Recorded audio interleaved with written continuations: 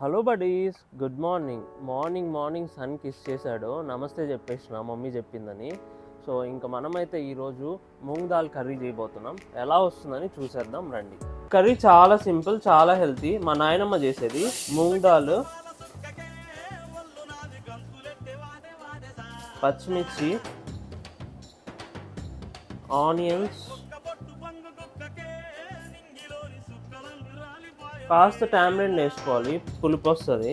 ఈ టమాటోస్ కొంచెం పుల్లగా ఉంటాయి కాబట్టి నేను కొంచెం టామరిన్ తక్కువ వేసాను. దీంతో ఇంకా వాటర్ యాడ్ చేసేసి కాస్త పసుపు వేసి ఉప్పు వేసి కుక్కర్లో 2 విజిల్స్ పెట్టేయాలి.